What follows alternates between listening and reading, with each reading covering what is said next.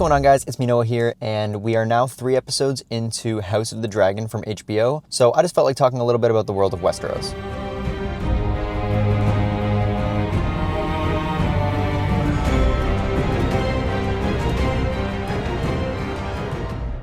So with House of the Dragon Season 3 back up, we know obviously that House of the Dragon is pulling material from George R. R. Martin's Fire and Blood, which is another one of his books that unfortunately has never been finished. Now, this book has been published in its entirety, but this is only part 1 of Fire and Blood.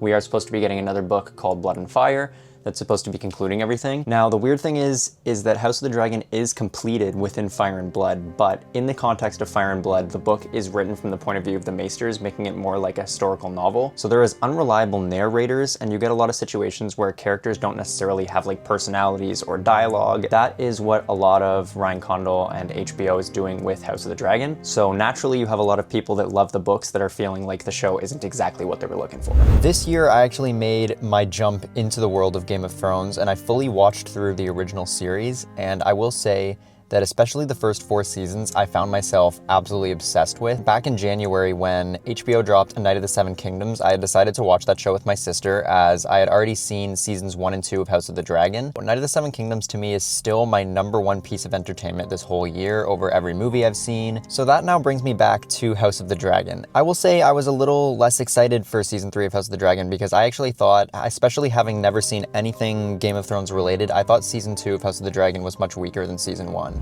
That being said, as somebody who started my entire Game of Thrones Westeros George R. R. Martin journey this year, I have read 1.5 of the mainline books. I have read all 3 of the novellas of Night of Seven Kingdoms, but I have not touched Fire and Blood, and I'm really excited to get into that book, but I'm debating letting House of the Dragon play out currently so that I'm not fighting the constant feelings of thinking that it's not a good enough adaptation. Because, like I said earlier, I wasn't exactly the biggest fan of season 2, but it had nothing to do with adaptations, stuff like that. It was more about just how I felt about it as a whole season, and I didn't really feel like it came to a conclusion. And now, of course, with season 3 starting back up, the first 2 episodes of season 3, a lot of people have been talking about them as kind of like the last 2 episodes of season 2, because season 1 had 10 episodes and season 2 was also supposed to have 10 episodes, but then it was cut down to 8.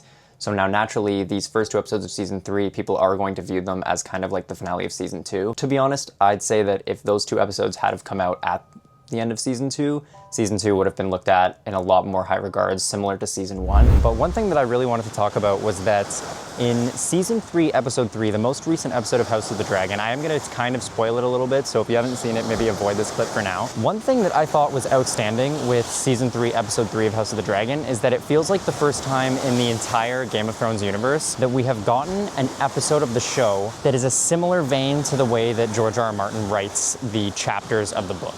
And now what I mean by that is the chapters of all of this mainline Game of Thrones, A Song of Ice and Fire books are written in points of views. So instead of having chapter 1, chapter 2, in case you've never read it, you basically have like chapter named Arya, a chapter named Jon, and you would be following those specific characters during that chapter. And now a lot of the time in HBO's original Game of Thrones, there was a lot of times you're following one specific character, but not quite like this. And now in season 3, episode 3 of House of the Dragon, this felt like getting an episode of the show that was just titled Rhaenyra, and we were following her specifically, because there was so many moments and things that were happening where it felt like we were really feeling the way she was feeling, and even the shots from the camera, they were replicating emotion through the shots, and it really felt like them trying to replicate a POV chapter from the novels. I also think this is really interesting given the fact that House of the Dragon comes from Fire and Blood, which is the one book that George R. R. Martin has written in the Game of Thrones universe that isn't character-driven and thoughts from the characters. So it's really cool that HBO tried to give us an episode that felt like it would have been a chapter of Rhaenyra's story. Given this, I'm really hoping that we get more episodes like this. I would absolutely love an episode of the show that focuses more on Aegon, Alicent's son. I think that that could be an amazing POV episode of the show as well. And I think doing it like this just gives it a little bit more style. It makes it feel a little bit different than Game of Thrones, which obviously is very good because House of the Dragon in a lot of ways feels very similar to Game of Thrones and maybe even later season Game of Thrones, which can be a little bit tough, but if they're able to replicate this POV chapter work, I think that they're doing an excellent job at keeping the show going strong. Now, obviously Game of Thrones was one of the biggest shows of all time, so naturally it's always going to have so much cultural significance, along with the fact that George R. R. Martin's books are some of the highest regarded fantasy novels of all time. But HBO and Warner Bros. Obviously wants to keep making more content from this universe. The other thing that we know is coming alongside House of the Dragon, Knight of the Seven Kingdoms, Game of Thrones, Aegon's Conquest. Now, like I said, I haven't really read much of Fire and Blood. I've read a little bit. I've read the first few chapters, which a lot of that does focus on Aegon's Conquest. Aegon's Conquest is a really interesting one to discuss because it has been announced that it is not going to be a series like everything else Game of Thrones we have. It is going to be a major motion film that is going to come out in IMAX screens. There are no actors, no directors tied to this movie, but we do know that it's going to be loosely adapting the story of Aegon's Conquest, which was the Targaryens coming to Westeros, and then Balerion the Black Dread. It's obviously going to have a lot of action. There's going to be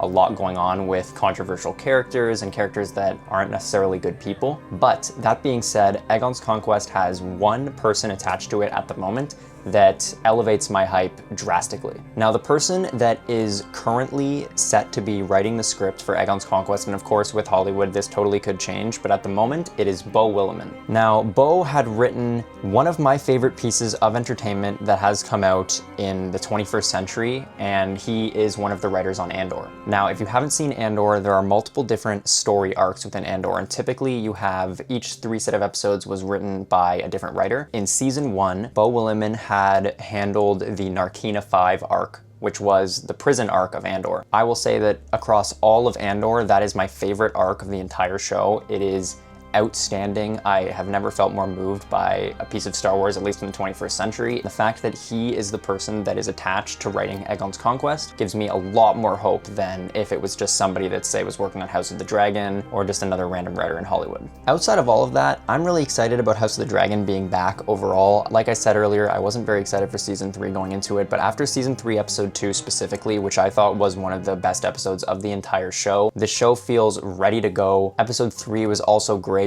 I liked it a lot more than it seemed like other people online did, but it makes me really, really excited about the rest of the show. And also knowing that they have said that 4 will be the final season, they're not going to try and drag it on. It just feels like they could end this show on a positive note. So yeah, that is kind of my little discussion about House of the Dragon and the state of the Game of Thrones universe at the moment. I would like to make more videos about Game of Thrones. I've never talked about them before on the channel, so if any of you guys are interested in House of the Dragon, Game of Thrones, Knight of the Seven Kingdoms, any just George R. R. Martin work, I would love to get more into it because this is one of the things I've discovered this year as being something that I love. So I would love to talk about it a little bit more. I'd like to know your guys' thoughts as well on House of the Dragon so far. Let me know if you watched Knight of the Seven Kingdoms, how you feel about all of it. Let me know down below if you'd like to see a little bit more George R. R. Martin Game of Thrones content. Anyways, guys, I hope you have a nice day.